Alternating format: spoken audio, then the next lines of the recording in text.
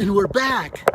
We're outside of downtown El Paso on Magoffin Street, heading towards the famous Magoffin home, the Jewel of El Paso, built by Joseph Magoffin and Octavia Magoffin in the 1870s.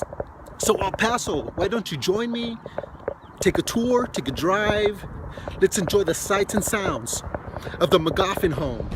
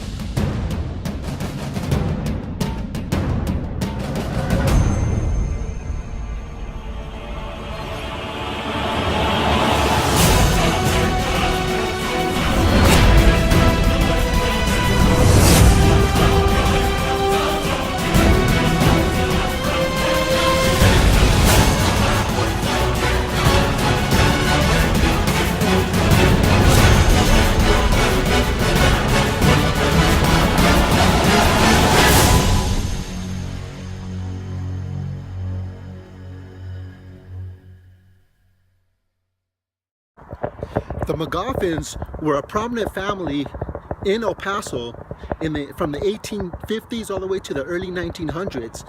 James Wiley Magoffin was the father of Joseph Magoffin, was the first of the family to settle in the El Paso area before El Paso was even El Paso. He created the settlement of Magoffinsville, which became the forerunner of El Paso and Fort Bliss. We are now approaching the famous Magoffin home. As you can see, it's Spanish territorial style with the Greek revival influence of the time of the 1800s, very common at the time. The home was built and it was surrounded by 200 acres of land. The Magoffins are very self-sufficient. They grew their own crops, they had cattle, they had horses. As you can see, all this did not exist back when the home was built.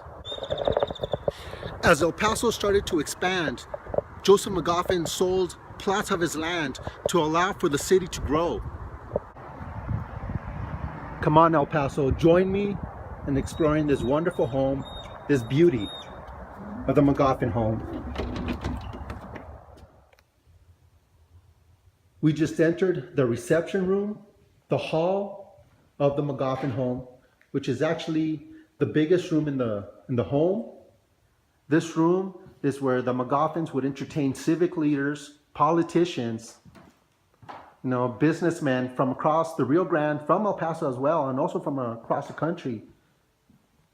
The portraits lining the hall is actually 3 generations of Magoffins. You have the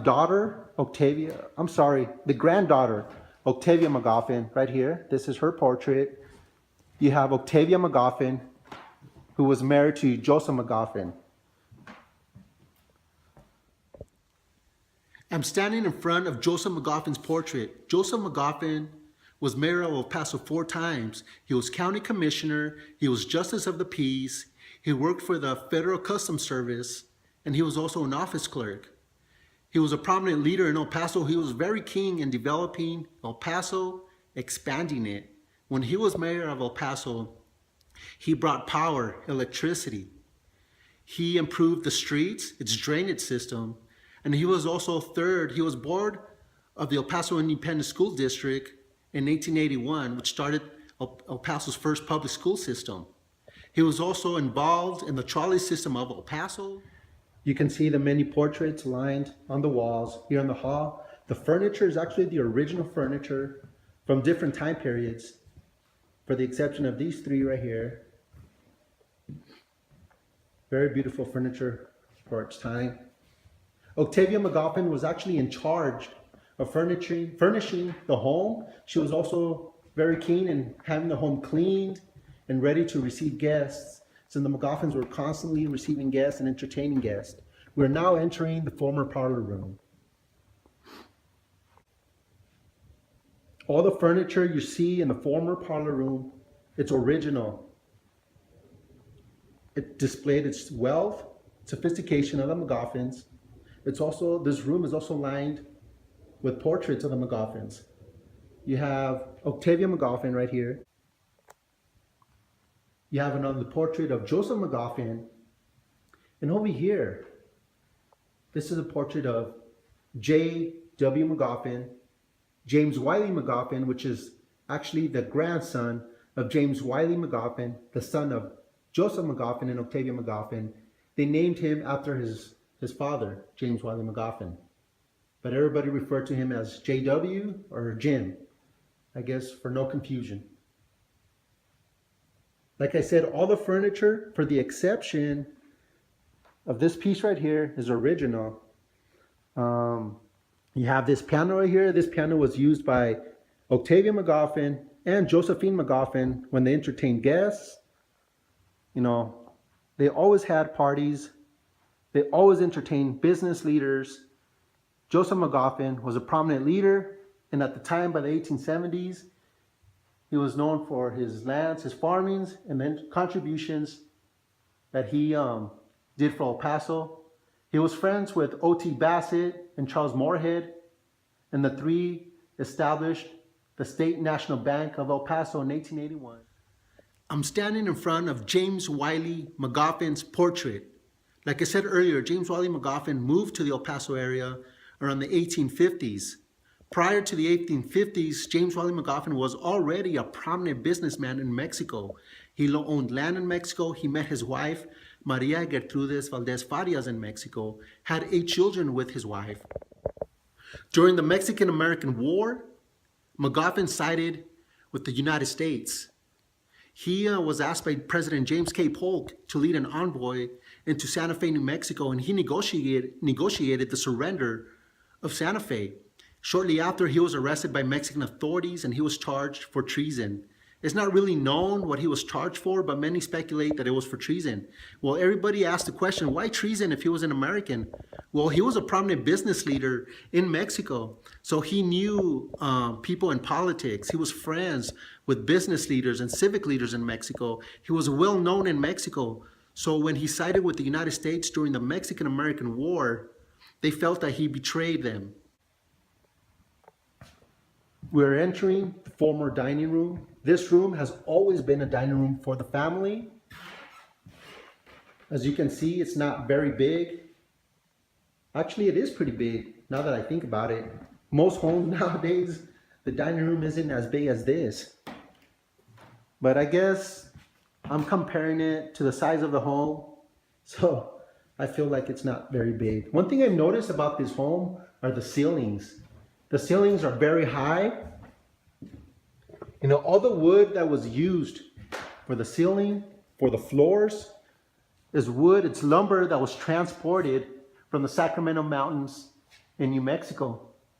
For all of us that live here in El Paso, we live in the desert. Everybody knows there's practically no trees here in El Paso. This is the Magoffin's family parlor room, which is the equivalent of today's family room or family living room. Furniture's the original furniture from the time. Again, you can see the high ceilings and the wood panelings. Actually, they're not wood panels, there's actual planks, wood planks.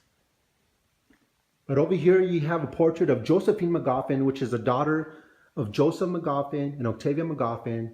You have another portrait of James Wiley Magoffin, which is JW, Jim, the grandson of James Wiley Magoffin, the son of Joseph Magoffin and Octavia Magoffin. And over here, let's see if I can get closer. This is a portrait of Samuel Magoffin, the older brother of Joseph Magoffin, which he also has an interesting story. Samuel Magoffin. The Samuel Magoffin, he served in the Civil War. He died in the Civil War. He did not die in battle. The story goes is that Samuel Magoffin, he had a fiancée in Louisiana. For some reason, his fiancée's mother disliked him. He wasn't allowed to stay inside the home, so Samuel Magoffin had to actually camp outside of their home. Well, the story goes that one evening or one night, he heard Union soldiers approaching the home. Since he was a Confederate soldier, he got on his horse and pretty much was trying to leave the property on his horse. As he was leaving, he fell off his horse, hit his head, and hours later, he died. So that's the story of Samuel Magoffin and the reason why the older brother did not inherit the property of his father, James Wiley Magoffin. He believed in education. You know, he was a Freemason actually, and you have a Masonic book right here. I don't know if you can see. He was also part of the Scottish Rite. You know, he believed in education. He was always reading. He was well informed. Joseph Magoffin. We are entering the master bedroom of Joseph Magoffin and Octavia Magoffin. Original furniture. You had a dresser right here, which at the time this home did not have closets. They had dressers. Ladies, check out this dress. Check out this dress.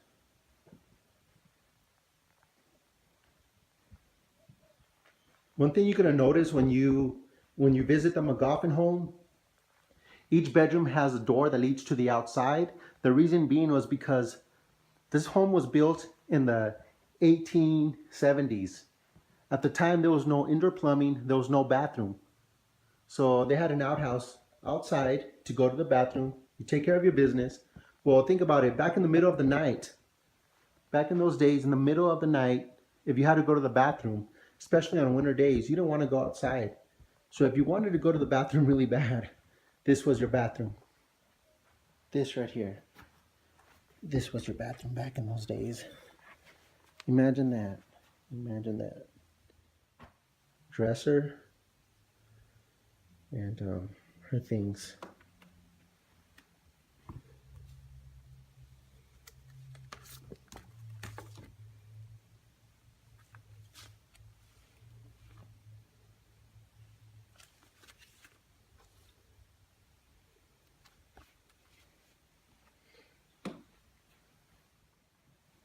Over here to our left, we're going to enter another bedroom, which is actually the bedroom of Josephine Magoffin, the daughter of Joseph and Octavia Magoffin. Original furniture. This furniture was transported from New Orleans. Wow, check this out. Again, right here, dresser, Josephine's things. I guess this is what she used every morning to brush her hair. Check it out. Check it out, El Paso. Right here. Right here. You have heel prints. I may assume that these are Josephine heel prints. She would step on this little stool right here. So when she finished getting dressed, she would stand on there and I guess see herself in the mirror. I was told that all this furniture is the original furniture of Josephine Magoffin, for the exception of the little bathtub and I think the little crib. Right here you have a picture. I don't know who this is. I don't know if this is Octavia Magoffin. I don't know. I don't want to assume. Wow. This is pretty awesome. Check out this dress, ladies. Imagine wearing dresses like this every single day. You have a washstand right here. Now remember, there was no indoor plumbing back in the day. So you would pour water to this bowl right here. This is where you would wash your face, brush your teeth. I mean, that's assuming if they had toothbrushes back in the day.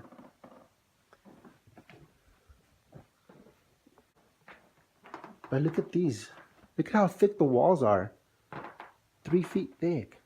Wow, that's pretty cool. This house is built out of adobe. 3 feet thick. There's like about 2 feet right here, maybe another foot outside. Wow. As I'm walking along the home, there are two things that I've noticed. There are no hallways. To get from one bedroom to the next, you actually have to go through bedrooms, different bedrooms. You have to go through the master bedroom to go to Josephine's bedroom. And also if you want to go to the guest bedroom, this is the guest bedroom right here. And I also noticed that the floors are angled or they're uneven.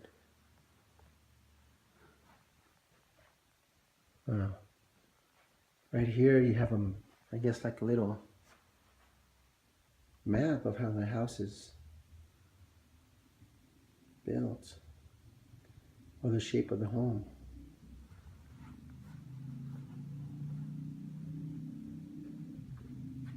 This is actually the first closet in the home. This is a courtyard of the Magoffin home. Very, very nice courtyard. It's actually pretty big. You know, as the Magoffins added more rooms to the home, they created like an enclosure. So they created this wall right here to make this into a courtyard. Very nice. I'm sure they entertain people here. But there's something that I want to show you.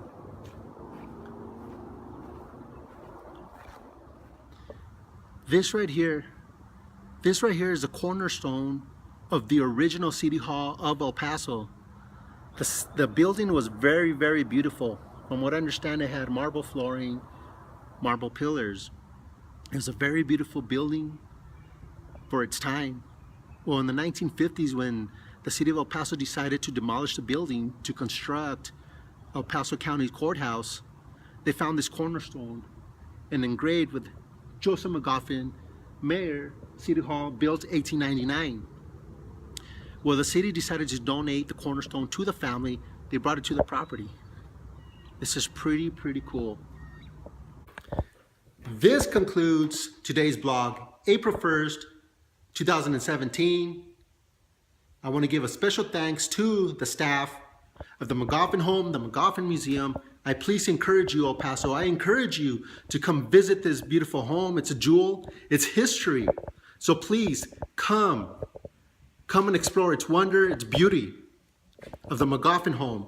Until next time, we'll journey into an adventure and enjoying the sights and sounds of El Paso and the Southwest. Thank you.